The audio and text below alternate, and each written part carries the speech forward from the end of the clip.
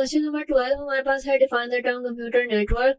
Define and explain the term computer network. Computer network क्या है और इसके बारे में इसको आगे हम देखते हैं डिटेल से। सबसे पहले समझते हैं कंप्यूटर नेटवर्क क्या होता है। Computer network are just like a highway, ठीक है, on which data can travel. Computer network क्या होता है? एक हाईवे होता है, मेन रूट समझ लें आप, जिसके थ्रू क्या होता है, डाटा जो है वो ट्रैवल कर पाता है। अगर हम नॉर्मल लाइफ की एग्जांपल है तो हमारे लिए जो अगर हाईवेज बनाए जाते हैं वो किस लिए बनाए जाते हैं कि अवाम मेन रूट्स पे ट्रैवल करके अपने डाइवर्टेड डेस्टिनेशन पे पहुंच जाए, ठीक है। हाईवे से ही हर शहर को, हर जगह को रास्ते निकलते हैं। तो बेसिकली नेटवर्किंग में भी क्या होता है कि एक हाईवे है जिसपे डाटा जो है वो ट्रैवल कर। Computer network connects parts of distributed system including hardware and software. अब इसके अंदर जो डिफरेंट पार्ट्स निकलते हैं वो क्या निकलते हैं? हार्डवेयर और सॉफ्टवेयर के लिंक से अलग अलग जो है वो डेस्टिनेशन होती हैं। It share common functions. ये क्या करता है? कॉमन फंक्शंस को शेयर करता है। Features like data and device which is very important now days, ठीक है। कंप्यूटर नेटवर्क क्या करता है? Is a group of computer. ये एक बहुत सारे कंप्यूटर्स का ग्रुप होता है। रिलेटेड इक्विपमेंट्स इसके अंदर अटैच होते हैं, ठीक है। Links to share data and other resources, ठीक है, लाइक प्रिंटर हो गया या अदर नेटवर्क डिवाइस हो गई, इलेक्ट्रॉनिक डिवाइसेस हो गई जिसमें डाटा ट्रेवल करता है। द रिलेटेड इक्विपमेंट्स में बी प्रिंटर, ठीक है, प्रिंटर भी हो सकता है, स्कैनर हो सकता है, फैक्स मशीन हो सकती है, सर्वर हो सकता है, एक्सेट्रा। यानी कि और भी अदर कंप्यूटर या कोई इलेक्ट्रॉनिक डिवाइस जो कि कंप्यूटर से लिंक की जा सके उसे हम जो है इसका रिलेटेड इक्विपमेंट कहते हैं। रिसोर्सेज क्या होता है? क्योंकि यहाँ पे रिसोर्सेज का भी वर्ड यूज किया गया है तो यहाँ पे रिसोर्सेज की डेफिनेशन भी बता दी गई है। द रिसोर्सेज में भी include a file server, network, internet connection, ठीक है। ये दोनों चीजें हमारे पास रिसोर्सेज में आ गई। और उसके अलावा मैंने जो भी डिवाइस की बात की थी, रिलेटेड इक्विपमेंट की बात की थी, वो भी मैंने आपके पास यहाँ पे शेयर कर दिया। नेक्स्ट है हमारे पास define the term computer networking. अब हम कंप्यूटर नेटवर्किंग को देखना है तो सबसे पहले समझ लेते हैं कि नेटवर्किंग क्या होती है। Networking is the act of joining computers, ठीक है, बहुत सारे कंप्यूटर्स को एक साथ जोड़ देना नेटवर्किंग कहलाता है, ठीक है। Accessories so that exchange information and share resource take place. और एक्सेसरीज यानी कि प्रिंटर, स्कैनर वगैरह भी अगर उस नेटवर्क के साथ जोड़ दिए जाएं तो उनको एक्सेसरीज वगैरह कहा जाता है, जो कि क्या करते हैं? हेल्प करते हैं शेयरिंग वगैरह के लिए, डाटा शेयरिंग के लिए, एक्सचेंज के लिए। In today's world networking plays a vital role in the computer. अब जो है वो इतनी ज्यादा कॉमन हो गई है कि कंप्यूटर के अंदर नेटवर्किंग जो है वो बहुत वाइटल रोल प्ले करती है, यानी कि अहम किरदार अदा करती है। टेलीकम्युनिकेशन फील्ड्स के अंदर भी बहुत ज्यादा मेन किरदार है इसका। Modern organisations create a networking environment. Modern organisation चल रही होती हैं तो वो क्या करती हैं कि नेटवर्किंग एनवायरनमेंट क्रिएट करके देती है अपने यूजर्स को, अपने कस्टमर्स को, अपने एम्प्लॉयज को। हर जगह कहीं ना कहीं अलग अलग तरह की नेटवर्किंग चल रही होती है। Device connectivity for fast, inexpensive and reliable communication के लिए हमारे पास नेटवर्किंग जो है वो बहुत ज्यादा यूज होती है।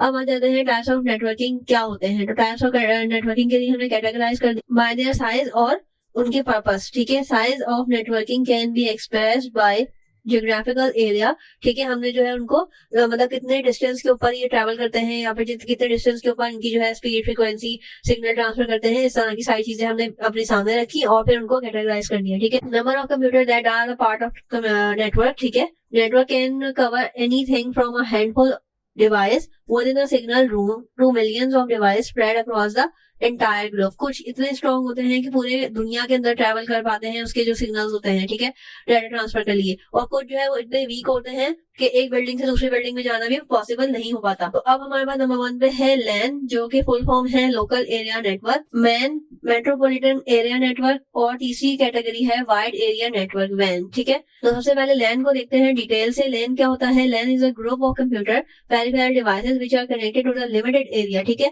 ये किसी भी एक लिमिटेड एरिया के अंदर, किसी भी एक बिल्डिंग के अंदर यूज हो रहा होता है। फॉर एग्जाम्पल स्कूल की एक बिल्डिंग हो गई या कोई लेबोरेटरी हो गई या एक घर के अंदर जो भी आपका इंटरनेट यूज हो रहा होता है वो भी लैन के थ्रू आपके पास आ रहा होता है। उसके अलावा ऑफिस बिल्डिंग वगैरह जो भी हो गई तो वो सारी जो है लोकल एरिया नेटवर्क, क्योंकि वो कम डिस्टेंस के ऊपर होती है तो वो इजीली ट्रैवल कर पाता है, इजीली आप उसको यूज कर लेते हो। उसके अलावा हमारे पास यहाँ पे है पर्पस, उसका क्या है? यूजफुल रिसोर्स है, लाइक इंटरनेट एक्सेस आपको इजीली मिल जाता है, इसमें स्टोरेज स्पेस मिल जाती है, प्रिंटर्स आप कनेक्ट कर सकते हो, ठीक है। दूसरा इसका पर्पस है it can be build with inexpensive hardware. इनको जो है वो आप सस्ते में मतलब काम कर सकते हो, इसकी कॉस्ट इतनी ज्यादा नहीं है, ठीक है। इसमें हब्स बना सकते हो, स्विचेस बना सकते हो। इन सब की डेफिनेशन हमने ऑलरेडी आधी देख ली है और आधी की हम आगे जाके कंटिन्यू करेंगे। हब्स हैं, स्विचेस हैं, नेटवर्क एडेप्टर्स आ गए, नेटवर्क केबल्स आ गए, ठीक है। Data and software are also share through LAN, ठीक है, डाटा और सॉफ्टवेयर को भी आप लेन के थ्रू शेयर कर सकते हो। अब इनकी एग्जांपल्स आ गई, नेटवर्किंग बिटवीन टू कंप्यूटर्स भी अगर हो रही है तो वो लेन के थ्रू होती है। उसके अलावा स्कूल, लेबोरेटरी, कॉलेजेस, किसी भी कैंपस के अंदर अगर नेटवर्क चल रहा है तो वो कौन सी नेटवर्किंग होगी, लेन के थ्रू। वाईफाई भी जो है अगर एक बिल्डिंग के अंदर यूज हो रहा है वायरलेस लेन के थ्रू ही होता है। उसके अलावा हमारे पास आ गया मेट्रोपोलिटन, ठीक है, तो मैन में हमारे पास क्या होता है, computer network can be spread across the entire city. अब जो भी शहरों में इंटरनेट सर्विस है या कोई भी इस तरह की सर्विस है तो वो हमारे पास किससे होती है, मैन के थ्रू, ठीक है। जैसे कॉलेजेस हो गए, कॉलेज के जो कैंपस है वो आपस में किसके थ्रू कनेक्ट हो रहे होते हैं, मैन के थ्रू। स्मॉल रीजन यानी कि कुछ जो है वो इलाके आप कह सकते हैं कि एक दूसरे से लिंक करने के लिए आप मैन का इस्तेमाल करते हो। It covers the area of several miles, यानी कि काफी दूर तक जो है वो कवर कर लेता है area as compare to LAN, ठीक है, ये ज्यादा करता है। And may include multiple small network, ठीक है, या बहुत सारे लेन्स भी इसके अंदर कनेक्ट हो रहे होते हैं। अब इसका पर्पस देख लेते हैं, मेन जो है वो क्या पर्पस है। Man offer very fast communication, पहले इसकी क्या आ गई खुसूसियत की ये बहुत ज्यादा फास्ट कम्युनिकेशन हिस्सा है। हालांकि इसमें डिस्टेंस जो है वो ज्यादा कवर कर पाते हैं, इसके बावजूद इसकी स्पीड जो है वो स्लो नहीं होती। They are expensive to establish, ठीक है, ये थोड़े से एक्सपेंसिव होते हैं एज कम्पेयर टू लेन, ठीक है, क्योंकि ऑब्वियसली आप बड़ा एरिया कवर कर रहे हो तो आपको कॉस्ट भी ज्यादा लगानी पड़ेगी। ओनली लार्ज बिजनेस ऑर्गेनाइजेशन या यूनिवर्सिटीज जो है वो इसको यूज कर रही होती है। नॉर्मली स्कूल वगैरह की एक बिल्डिंग के लिए आप लेन यूज करते हो, ठीक है। इट ऑल्सो रिक्वायर सिक्योरिटी, इसको सिक्योरिटी की रिक्वायरमेंट होती है, ठीक है, और प्रिवेंट अनऑथराइज्ड एक्सेस, ठीक है, क्योंकि ऑब्वियसली शहर के अंदर बहुत सारे लोग रहते हैं, हर किसी को एक्सेस नहीं दे पाते हो, ठीक है, इसलिए इसमें सिक्योरिटी की नीड होती है। अब यहाँ पे एग्जाम्पल देख लेते हैं, तो इसकी एग्जाम्पल है केबल टीवी नेटवर्क, जो भी आपके एक एरिया के अंदर या 2 से 3 जो है इलाकों के अंदर केबल नेटवर्क शेयर हो रहा होता है वो भी मैन के थ्रू होता है। टेलीफोन नेटवर्क हो गया वो भी आपके पास जो है इसी के थ्रू होता है और उसकी स्पीड जो है वो हाई के थ्रू, ठीक है। उसके अलावा हमारे पास ये जो 2 वर्जन दिखे हुए, that provide high speed broadband access with internet connectivity to the customers, ठीक है। वैन की बात करते हैं, तो वैन हमारे पास आ गया ऑलरेडी, वो कह रहा है वाइड एरिया नेटवर्क, तो आप समझ सकते हैं कि ये कितना ज्यादा एरिया जो है वो कवर कर लेता होगा। लैन जो है एक बिल्डिंग के लिए, मैन जो है वो मतलब 2 से 3 इलाकों के लिए, मतलब अच्छे खासे एरिया के लिए या सिटीज के लिए भी आप यूज कर लेते हो अगर आपके पास ज्यादा स्ट्रॉन्ग इक्विपमेंट्स होते हैं। अब आ जाते हैं ज्योग्राफिकल एरिया के लिए, जो है ये बहुत ज्यादा इंपॉर्टेंट है, क्योंकि आप जाहिर सी बात है पूरे मुल्क का जो है जो भी कनेक्ट करना होगा या किसी कोई भी बड़ा एरिया आपने कनेक्ट करना है तो आप ऑब्वियसली आपको जो है वो ज्यादा स्ट्रॉन्ग नेटवर्क की नीड होती है। तो आपने क्या करना है कि वैन wide area network is used for long distance, ठीक है, जो भी लॉन्ग डिस्टेंस ट्रांसमिशन होती है तो वो वैन के थ्रू होती है। वैन हेल्प क्या करता है, cover a large geographical area को कनेक्ट करने के लिए आसानी करता है। कनेक्ट सिटीज, ठीक है, 2 से 3 सिटीज या काफी ज्यादा सिटीज के थ्रू कनेक्ट हो जाते हैं। प्रोविंसेस भी आप इससे कनेक्ट कर सकते हो, इवन कंट्रीज भी आप इससे कनेक्ट कर पाते हो। पर्पस क्या है इसका, ये जो है वैन की जो टेक्नोलॉजी है वो क्या करती है, कंप्यूटर में भी link together in different countries using satellites, ठीक है, माइक्रोवेव रेज, टेलीकम्युनिकेशंस के थ्रू आप इनको, देयरफॉर लार्ज बिजनेसेस जो है वो इससे कनेक्ट हो जाते हैं। रिसर्च या कोई एजुकेशनल ऑर्गेनाइजेशन है जो कि सिचुएटेड है किसी लॉन्ग डिस्टेंस के ऊपर, तो वो भी वैन के थ्रू कनेक्ट हो पाती है। उसके अलावा इसका तीसरा पर्पस क्या है, वैन में इंक्लूड मल्टीपल, वैन के अंदर जो है मैन और लेन दोनों कनेक्ट हो पाते हैं, ठीक है, क्योंकि ये वाइड एरिया नेटवर्क है। उसके अलावा ये एक्सपेंसिव होता है क्योंकि ऑब्वियसली इसके अंदर एक्सपेंसिव डिवाइसेस की नीड होती है स्ट्रॉन्ग नेटवर्क बनाने के लिए, ठीक है। इसकी जो एग्जांपल आ गई वो आ गई इंटरनेट इज एग्जांपल, क्योंकि इंटरनेट किसी भी मुल्क या किसी भी शहर का नहीं होता बल्कि over the globe, over the area जो है वो पूरी दुनिया के अंदर ये यूज हो रहा होता है, तो इसलिए जो है इसकी एग्जाम्पल क्या आ गई, इंटरनेट आ गई। इंटरनेट सर्विस हर दुनिया में, हर शहर में, हर मुल्क में इस्तेमाल हो रहा है, ठीक है।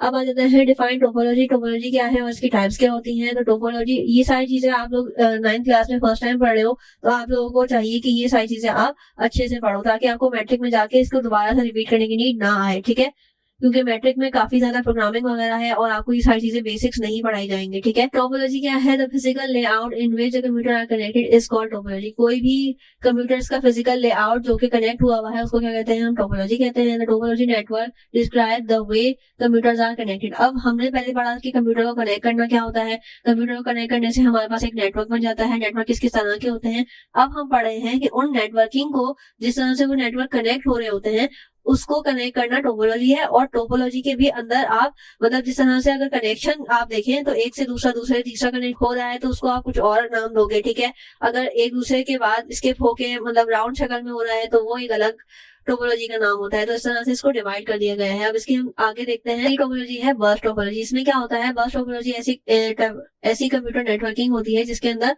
कंप्यूटर जो है वो अदर डिवाइसेस से कनेक्ट होता है, लेकिन एक सिंगल केबल से, ठीक है, एक ही केबल है जिससे हर कंप्यूटर कनेक्ट हो पाता है।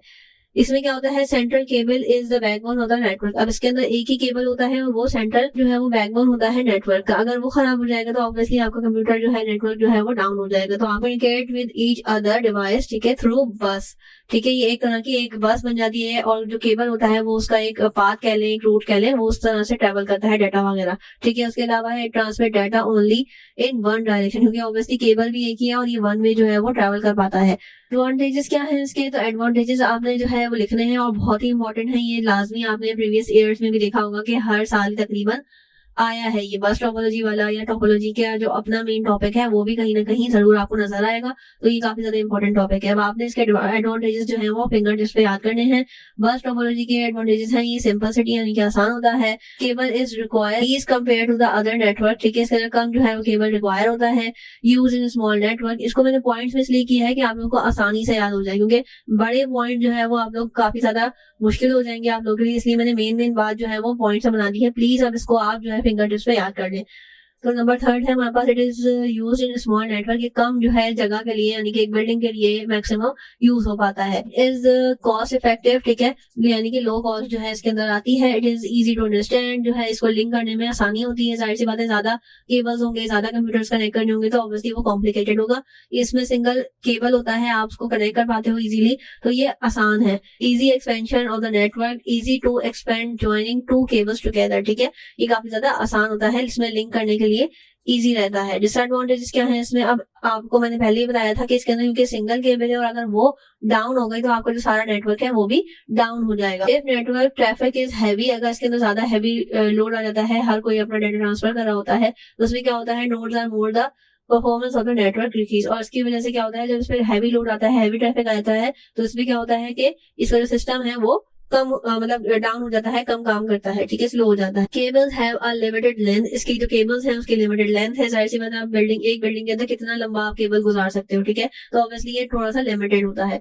It is slower then the ring topology, अब ये रिंग टोपोलॉजी से स्लो होता है। अब रिंग टोपोलॉजी देखते हैं ताकि आपको और ज्यादा चीजें क्लियर हो जाए। कुछ इस तरह की बस टोपोलॉजी होती है, ये मेन वायर होता है, इससे हर जो है कंप्यूटर नीचे से भी ऊपर से भी कनेक्ट होता है, ठीक है, और डाटा जो है वो इस तरह से ट्रेवल करता है वन वे। रिंग टोपोलॉजी देखते हैं, रिंग टोपोलॉजी क्या है, ये भी एक तरह की जो है वो कंप्यूटर नेटवर्क है। इसके अंदर क्या होता है, सर्कल की शेप में कनेक्ट हुए होते हैं कंप्यूटर, ठीक है। इसके जो सिग्नल ट्रेवल है वो क्या होता है, एक लूप की तरह से वन डायरेक्शन में कनेक्ट हुए होते हैं। Recipient of the message receive the message while the other computer act like a repeater to send the next computer, इसके अंदर जो है वो एक से दूसरे को पास ऑन होगा मैसेज, तभी आपका जो रिसीवर है वो रिसीव कर पाएगा। एडवांटेजेस देख लेते हैं इसके। एडवांटेजेस क्या है, transmit network is not effective by high traffic, ठीक है, इसका जो नेटवर्क ट्रांसमिट है वो अगर हाई ट्रैफिक होगी, हैवी ट्रैफिक होगी तो वो अफेक्ट नहीं होगा, ठीक है, वो अपना काम करता रहेगा। बाय एडिंग मोर नोड्स, ठीक है, आप नोड जो है वो आगे जाके पढ़ेंगे कि क्या होता है। Only the node having tokens can transmit data, आप जिस नोड के पास यानी कि एक ही समझ रहे नोड टोकन की तरह से होते हैं, ठीक है, जिसके पास एंट्री का टिकट होगा वही अंदर जा पाता है, साइड सी बात है। तो यहाँ पे भी यही है कि जिसका जो पहले कमांड आई हुई है वही आगे जाएगा, ठीक है, वही प्रोसीड होगा। कीप टू इंस्टॉल, आसान है इंस्टॉल करना और एक्सपेंड करना, ठीक है। आप इसको देखते हैं कि कनेक्ट कैसे होता है और डिसएडवांटेजेस भी देखते हैं। डिसएडवांटेजेस हमारे पास क्या है, the failure of the link of a computer can make the entire, इसमें भी यही मसला है कि अगर आपका जो लिंक है वो फेलियर हो गया, यानी कि एक भी कंप्यूटर आपका डिस्कनेक्ट हो गया तो आगे की जो लिंक है वो भी डिस्कनेक्ट हो जाती है, नॉन फंक्शनल हो जाती है, आगे काम नहीं हो पाता, आगे ट्रांसफर नहीं हो पाता। उसके अलावा troubleshooting is difficult to ring, इसके अंदर जो भी प्रॉब्लम आ जाती है तो वो फिर आपको हर कंप्यूटर को स्पेसिफिकली चेक करना पड़ता है, चीजें देखनी पड़ती हैं कि कहीं में भी ब्रेकडाउन ना। एडिंग या deleting computer disturb the whole network, ठीक है, इसके अंदर कोई भी एक कंप्यूटर भी आप लगाते हैं तो भी पूरे नेटवर्क पे अफेक्ट पड़ता है, और एक कंप्यूटर नेटवर्क हटाते हैं तब भी पूरे नेटवर्क पे अफेक्ट आता है। अब देखते हैं ये कनेक्ट किस तरह से होते हैं, ये इस तरह से रिंग के फॉर्म में कनेक्ट हुए होते हैं, ठीक है, ये इस तरह से। फॉर एग्जाम्पल अगर ये वाले कंप्यूटर ने काम करना छोड़ दिया है तो इस तरह से डाटा पास ऑन होता है लेकिन आगे वाले को ट्रांसफर नहीं हो पाता, तो इस वजह से ये एक इसका डीमेरिट हो गया, ठीक है, यानी कि नुकसान हो गया। एडिंग या डिलीटिंग की बात की थी तो हमने फॉर एग्जांपल ये वाला जो कंप्यूटर है अब हमने इसको अपने नेटवर्क से हटाना है, यानी कि इसका जो काम है वो खत्म हो चुका है, ये वाला जो कंप्यूटर यूजर था वो ऑफ हो चुका है उसका, वो जा रहा है, ठीक है। तो अब हमने इसको नेटवर्क से हटाना है ताकि हमारा जो आगे वाला कंप्यूटर नेटवर्क है वो चलता रहे। तो आप जब इसको हटाएंगे तो पूरे नेटवर्क को अफेक्ट करेगा, ये यहाँ से कनेक्ट होने में टाइम लगेगा, ठीक है। तभी आपका सर्कल जो है वो पूरा होगा। और फॉर एग्जाम्पल अब हमने ये वाला जो है वो न्यू, फॉर एग्जाम्पल हमने ये वाला जो कंप्यूटर है वो एड ऑन करना है, यानी कि उसको ऐड करना है। तो अब हमें ये वाला एंटर करने के लिए बाकी सारे नेटवर्क पे अफेक्ट आता है। तो ये इसका नुकसान था। मैंने आपको दिखा दिया कि किस तरह से कनेक्ट होते हैं। स्टार टोपोलॉजी क्या होती है, ये भी जो है वो सेंट्रल लिंक्ड होती है, इसके अंदर हब या स्विच भी होता है। अभी देखेंगे हम किस तरह से होगा। इसके अलावा क्या है, the sender must send information to the hub.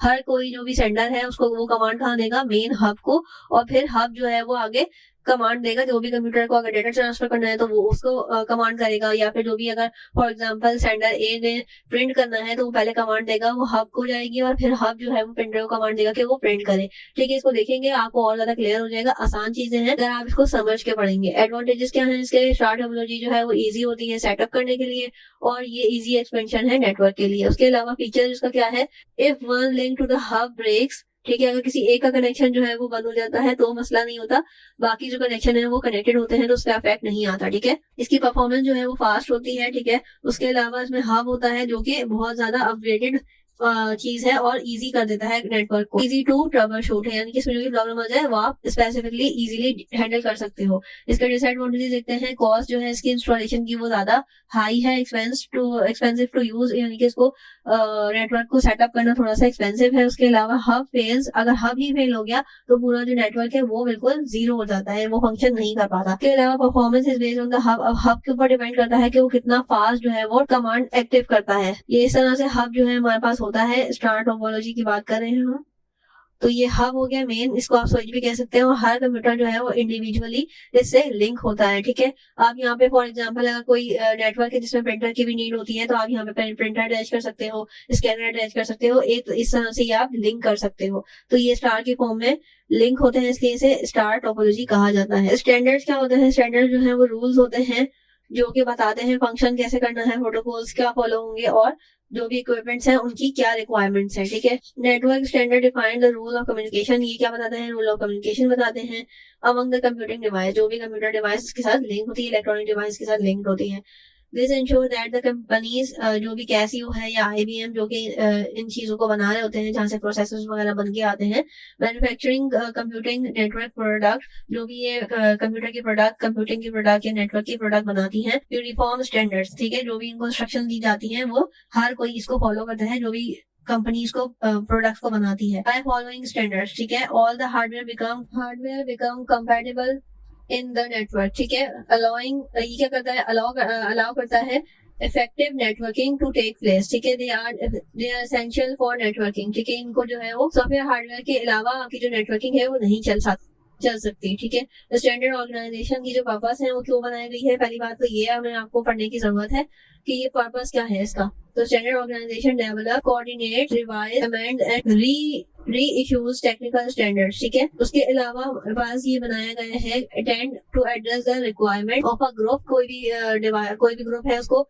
एक स्टैंडर्ड डिवाइस चाहिए जिसके अंदर कुछ खास फीचर्स हो, तो इस वजह से इसको बनाया गया है कि वो कंपनी इनको फॉलो करे। These are the several organisation, इनके नाम है, which are working on the standard of computing equipment to enable the interoperability among different device manufacture by the different companies in different regions, ठीक है। इनकी example क्या है, ISO, IEEE, IEEE, IETU and ANSI are the example of standard organisation, ठीक है। अब इनकी full form भी देखेंगे, मगर ये आपने फिंगर टिप्स पे याद करनी है क्योंकि ये भी क्वेश्चन आ जाता है कि लिस्ट डाउन करें ये सारी जो भी कंपनीज है, ठीक है। तो आपने इनको याद करना है। उसके अलावा हमारे पास यहाँ पे क्या है, right the few lines about the different standard organisations, ठीक है। इंटरनेशनल ISO जो है हमारे पास, ये इसकी फुल फॉर्म है। ये क्या करता है, it covers a wide range of field. ये क्या करता है, बहुत जगहों पे अपने काम जो है वो करता है स्टैंडर्ड तरीके से। ISO has a member from the standard committees of various government across the world. Different जो गवर्नमेंट ऑफिशियल्स हैं वो जो है इसके मेंबर होते हैं और वो स्टैंडर्ड कमेटी जो है इन सारी चीजों को फॉलो करती है और ये सारी चीजें जो है वो प्रोडक्ट मैन्युफैक्चरिंग के लिए आसानी होती है इसके लिए।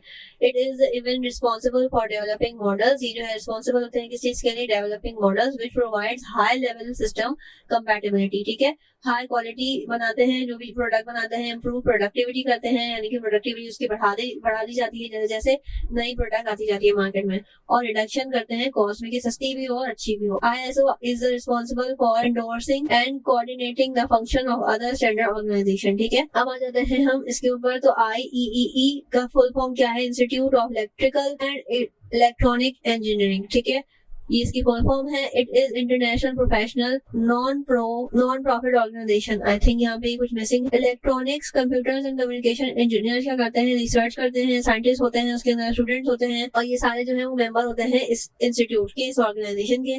This organisation develop communication and information processing standard of all the fields related to the electrical या इलेक्ट्रिकल इंजीनियरिंग, कंप्यूटर इंजीनियरिंग से रिलेटेड जो भी फील्ड है वो इसको देखते हैं। उसके अलावा हमारे पास ये जो आ गया वो क्या है, इंटरनेशनल इंजीनियरिंग टास्क फोर्स आ गई।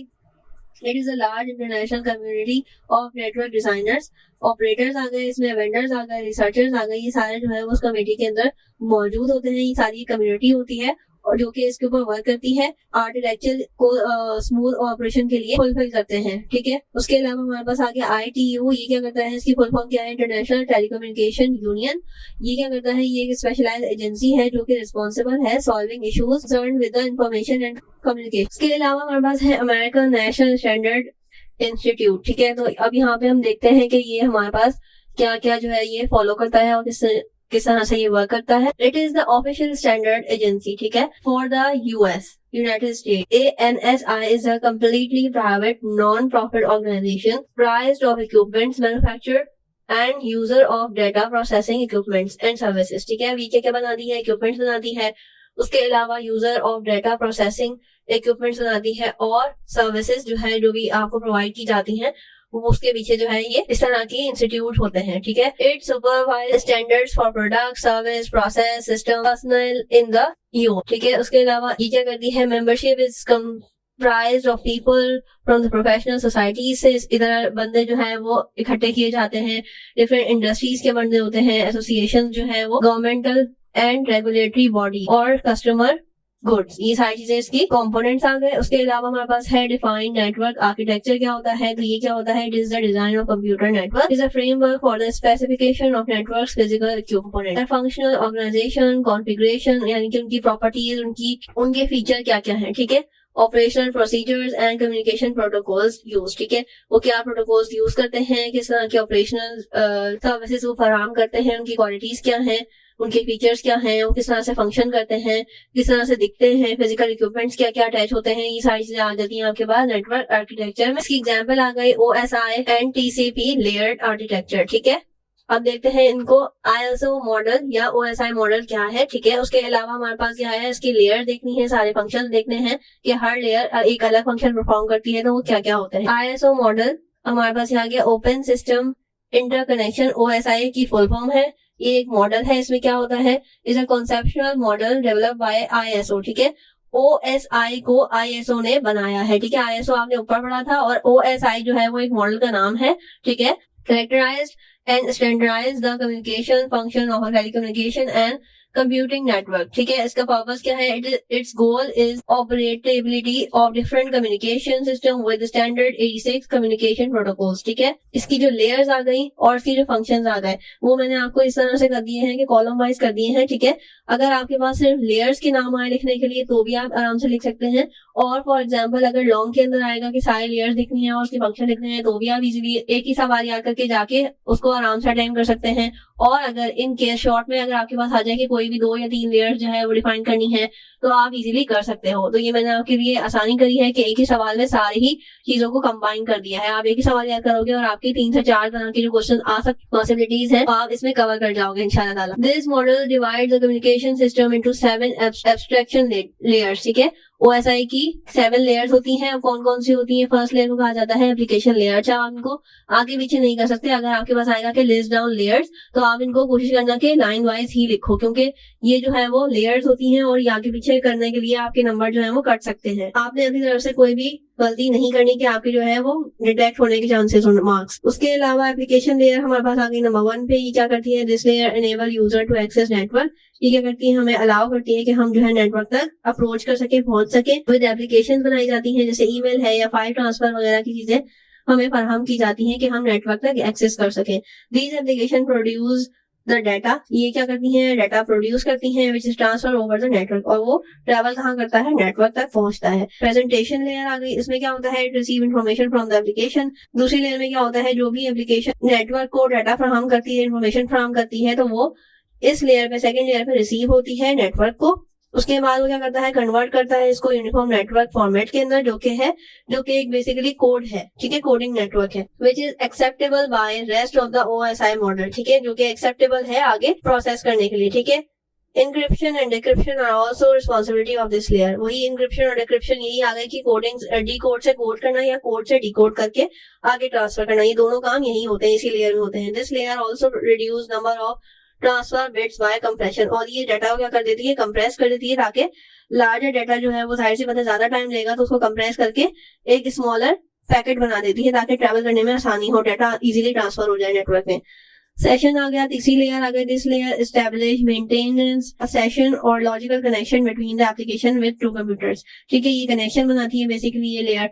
उसके अलावा मैनेज करती है transmit data at certain time for how long, कितने टाइम दे रहा है कौन सा डाटा, ये चेक पॉइंट जो है बेसिकली ऐड करती है, ठीक है, कि किसने कहाँ पे आगे ट्रांसफर होना है, कब होना है, ये सारी चीजें ये देख रही होती है। उसके अलावा हमारे पास ट्रांसपोर्ट लेयर आ गई, तो ये क्या करती है? इंश्योर करती है कि जो ट्रांसमिशन है वो रिलायबल हो, यानी कि उसके अंदर कोई भी इशू ना आए।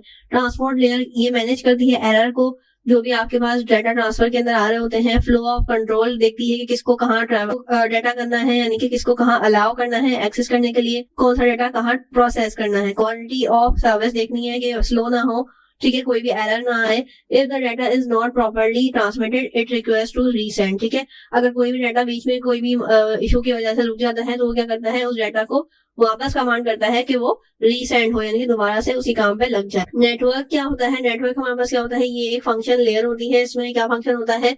Selection of shortest and suitable path, यानी कि जो इजीली अप्रोचेबल पाथ होता है वो जो है इस लेयर में बताया जाता है कि ये वाला रूट लें और यहाँ पे जल्दी ट्रांसफर हो सकता है। जाहिर सी बात है, काफी ज्यादा डाटा जो है वो फ्लो हो रहा होता है एक साथ, तो ये सारी चीजें भी बहुत ज्यादा मायने रखती हैं।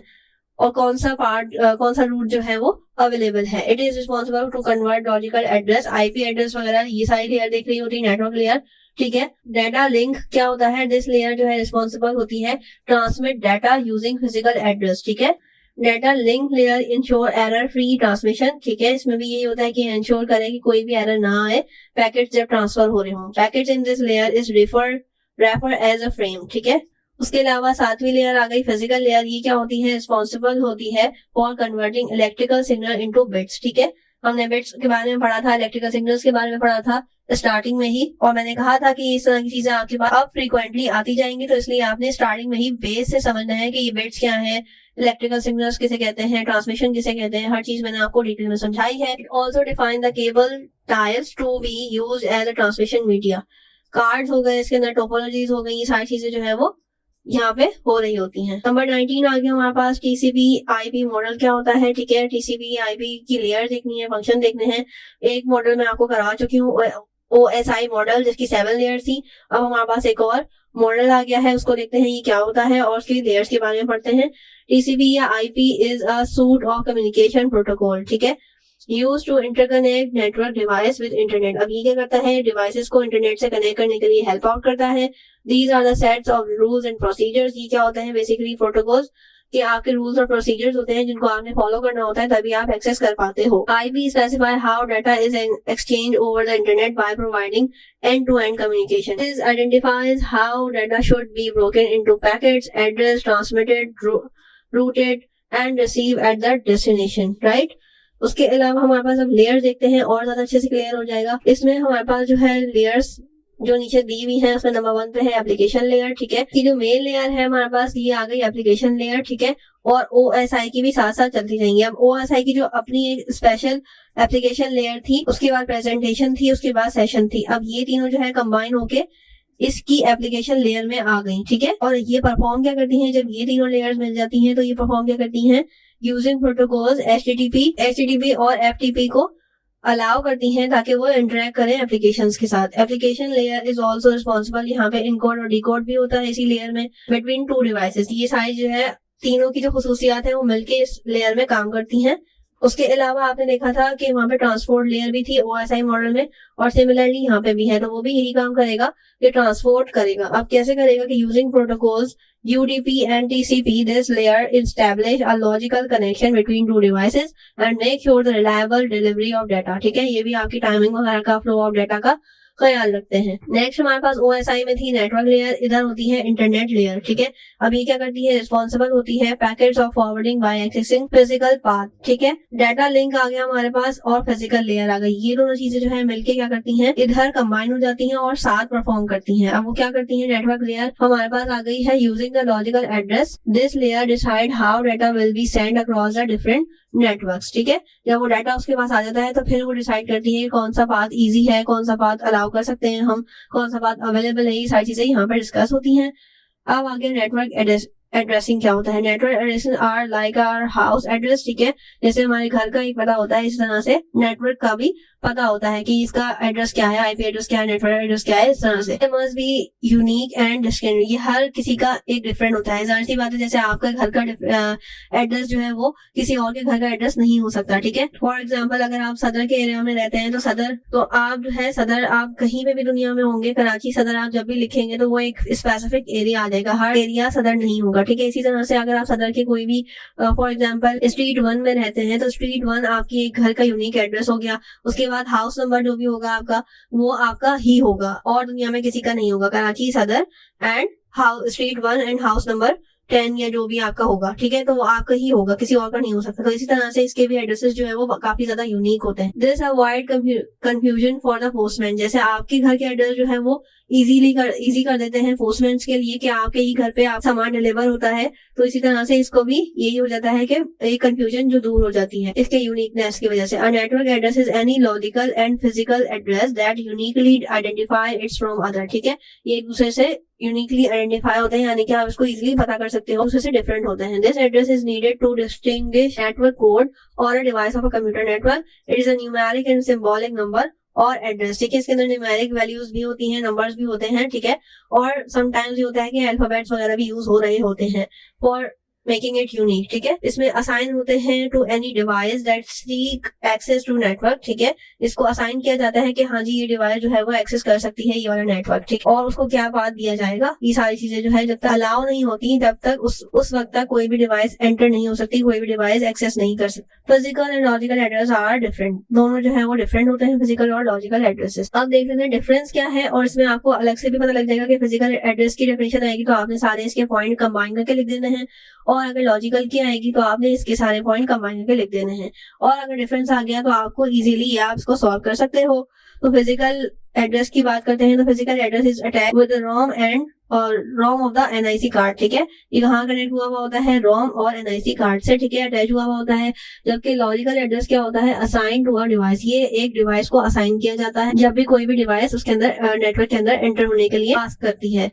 फिजिकल एड्रेस मीन्स MAC, ठीक है, media access control, provide the manufacturer and attached address to the NIC card. This is used to connect with your machine to the internet. अब ये क्या करता है, क्योंकि ये एक डिवाइस काम कर रहा होता है जो कि एक नेटवर्क के अंदर एंटर करने के लिए आस्क कर रहा है, या आपकी कोई भी मशीन है जो कि इंटरनेट से कनेक्ट करने के लिए आस्क कर रही है, तो ये वहां की बात कर रहे हैं, ठीक है। उसके अलावा हमारे पास जो लॉजिकल एड्रेस होता है उसमें क्या होता है, ये होता है IP बेस्ड, ठीक है, that is provided by your internet service provider, जो कि ISP होता है, ठीक है, set by the network administrator. जो भी नेटवर्क आप यूज कर रहे हो ये जो सर्विस प्रोवाइडर है वो बनाता है, ठीक है। उसके अलावा फिजिकल एड्रेसिंग की बात करें तो कैन नॉट बी एक्सचेंज, इसको एक्सचेंज नहीं किया जा सकता। They are also called hardware address, इनको हार्डवेयर एड्रेस भी कहा जाता है, क्योंकि logical address can be exchange, इनको एक्सचेंज किया जा सकता है, क्योंकि हर जो एडमिनिस्ट्रेटर होता है वो हो सकता है कि प्रीवियस वाला ही चला ले, या हो सकता है कि वो अपना एक यूनिक बना ले, ठीक है।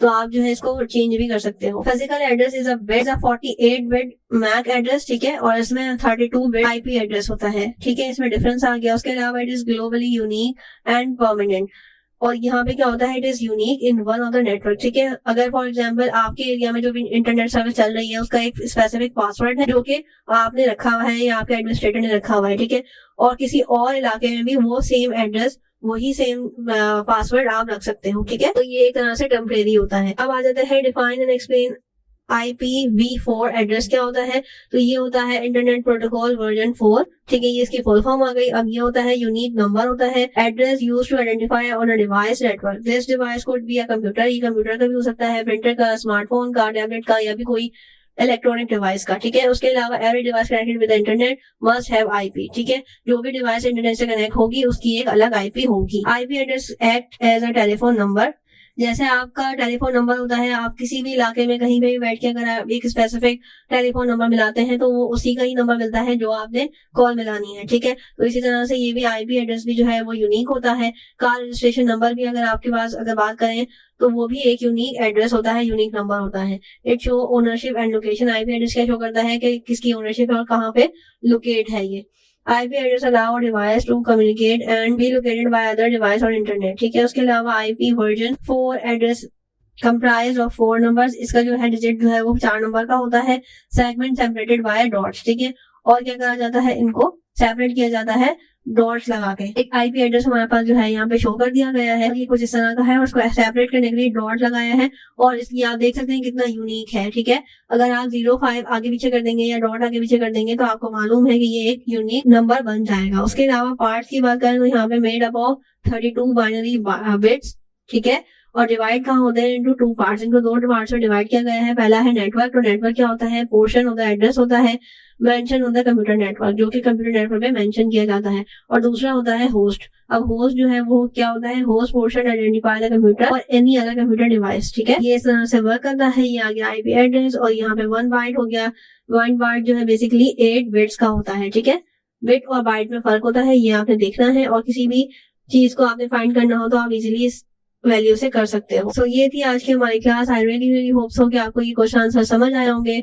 इस चैप्टर के शॉर्ट और लॉन्ग मैंने एक ही साथ कर दी है, क्योंकि इसके स्पेसिफिक कोई शॉर्ट और लॉन्ग नहीं आते। इसके जो टॉपिक्स हैं वो कभी शॉर्ट में और कभी लॉन्ग में आते देखे गए हैं, ठीक है। तो ये सारे ही टॉपिक्स मेन टॉपिक्स हैं जो कि शॉर्ट में और लॉन्ग में दोनों में आ सकते हैं, जिनकी पॉसिबिलिटीज थी मैंने सारे ही यहाँ पे मेंशन कर दिए हैं। अब हम नेक्स्ट क्लास में ब्लैंक्स और एब्रिविएशंस वगैरह को देखेंगे और उसको समझेंगे। सो आई रियली होप सो कि ये वीडियो आपके लिए हेल्पफुल रही होगी। प्लीज इसको शेयर करें।